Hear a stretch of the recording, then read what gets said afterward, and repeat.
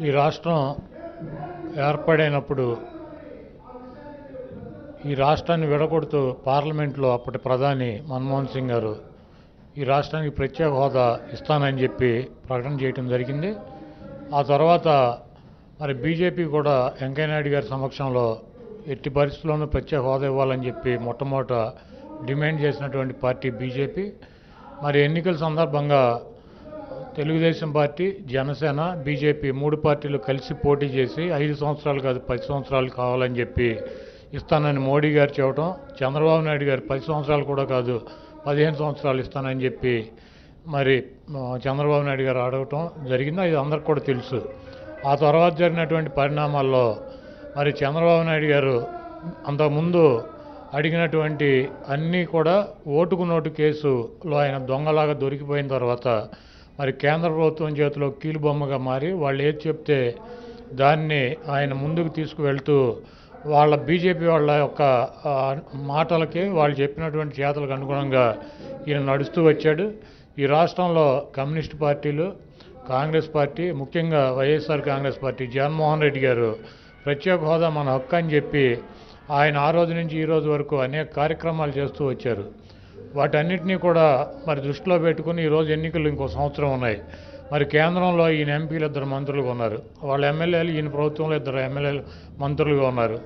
అయినా కూడా వీళ్ళిద్దరూ కూడా కలిసి ఈ క్రెడిట్ జగన్మోహన్ రెడ్డి గారికి ఎక్కడ వెళ్తుందో, రేపు రాబోయే రోజుల్లో కాంగ్రెస్ పార్టీకి పట్టినటువంటి గతి బీజేపీకి, తెలుగుదేశానికి పడుతుందన్నటువంటి ఉద్దేశంతో చంద్రబాబు నాయుడు గారు కొత్త డ్రామాకి తెరలేపాడు.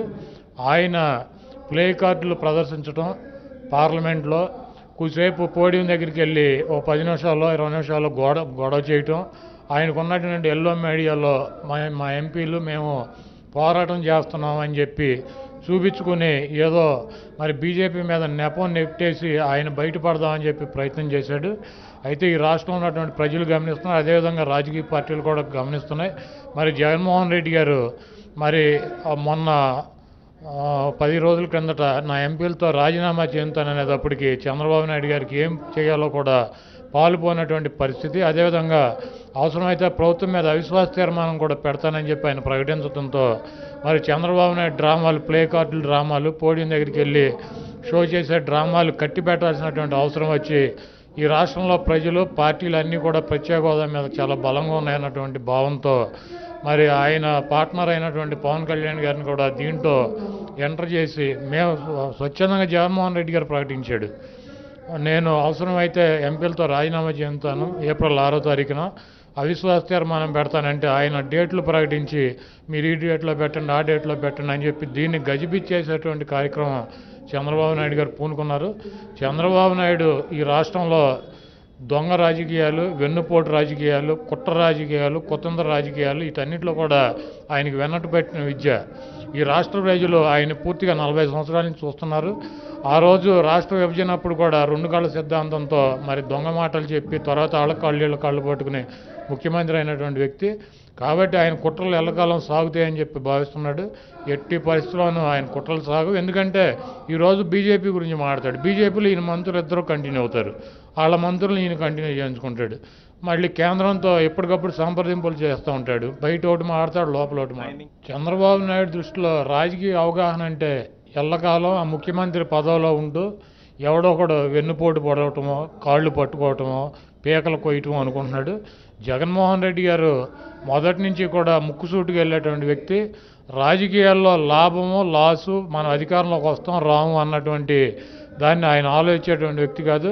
ఆయన ప్రజలకు ఏది మంచి జరుగుతుంది, మన పార్టీ వైఎస్ఆర్ కాంగ్రెస్ పార్టీ ఏ రకంగా ముందుకెళ్తే ఈ రాష్ట్ర ప్రజలకి మంచి జరుగుతుంది, రాష్ట్ర ప్రయోజనాలు తీరుతాయని చెప్పి ఆయన కోరుకునే వ్యక్తి, ఆలోచించే వ్యక్తి. కాబట్టి ఆయన రాజకీయంగా ఆలోచించామో చంద్రబాబు నాయుడు అనుభవం లేదని చెబుతున్నాడు, అదేవిధంగా అవగాహన లేదని చెబుతున్నాడు. చంద్రబాబు నాయుడు పార్టీ గురించి ఆలోచించేటువంటి వ్యక్తి. ఈరోజు ఒకటే చెప్పదలుచుకున్నా, చంద్రబాబు నాయుడు చెప్తాడు పొద్దున్న లేచిన కానించి నాకు ఈ రాష్ట్రాన్ని ఉన్నతమైనటువంటి స్థానంలో ఉంచడం, అదేవిధంగా ఈ రాష్ట్రంలో పేదలు లేకుండా అందరినీ కూడా ధనికులను చేయటం, ఈ రాష్ట్రాన్ని నెంబర్ 1 ప్లేస్లో పెడతామే నా జయం అని చెబుతాడు. నీకు నిజంగా అదే జయం అయితే మోడీ గారికి కూడా ఓ జయం ఉంది. ఈ సౌత్లో ఆంధ్రప్రదేశ్లో బీజేపీని అధికారంలోనో ప్రతిపక్షంలోనో తీసుకొచ్చి బీజేపీని కూడా ఒక శక్తివంతమైనటువంటి పార్టీగా చేయాలన్నటువంటి ఆలోచనేమో మోడీ గారిది.